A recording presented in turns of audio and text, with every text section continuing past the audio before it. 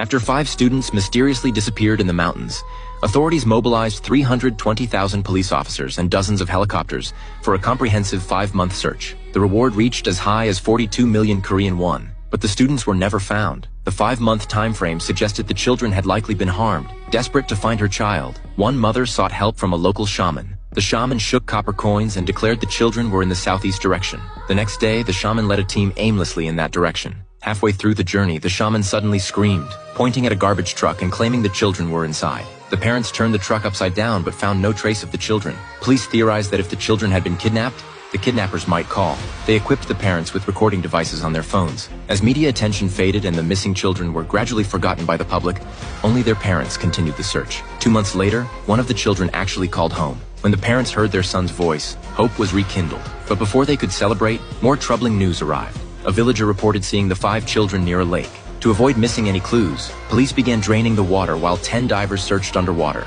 Media outlets rushed to the scene for first-hand coverage. As time passed, even after completely draining the lake, no evidence was found. 5 years later, a struggling journalist named Jack took on the case, hoping it would launch his career. Reviewing all the original materials, he was intrigued by a professor's statement that the perpetrator was likely someone very familiar to the children. This gave Jack insight into finding the truth. He quickly located the professor and learned that the children typically played outside in the mornings and returned home in the evenings. However, on the day of the disappearance, the mother of a boy named Little Jong called the police at noon, claiming she had a premonition that something had happened to her child. Furthermore, though she usually left her door unlocked, that day she had locked it, as if knowing her child wouldn't return. Even more strange, a month after the disappearance, she received a mysterious phone call. While everyone else in the family claimed it was Little Jong calling, she remained eerily calm, not showing the distress expected of a mother with a missing child. In the recorded call, she remained silent for 17 seconds before hanging up, never pressing the tracking button that would have located her child. These bizarre behaviors convinced the professor that Little Jong's mother was hiding something terrible.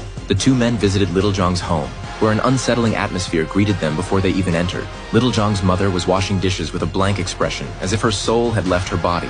Half a bag of cement sat in the corner. Suddenly, Little Jong's grandmother appeared, pointing at Little Jong's father and repeatedly making a strange hand gesture. The 2 visitors sensed something was very wrong and questioned the father about why he hadn't pressed the tracking button. He stammered that the phone had malfunctioned and it wasn't intentional. Though his answers seemed evasive, Jack and the professor couldn't find substantial evidence. As they were leaving, the professor needed to use the bathroom. The moment he entered, Little Jong's father hurriedly went to the adjacent room. After using the bathroom, the professor felt something was off. When he looked back toward the bathroom, he locked eyes with Little Jong's father, who had been spying on him. This led the professor to boldly theorize that the children's bodies were buried inside Little Jong's home. This is an exceptional Korean suspense film called The Children. 5 stars. Highly recommended.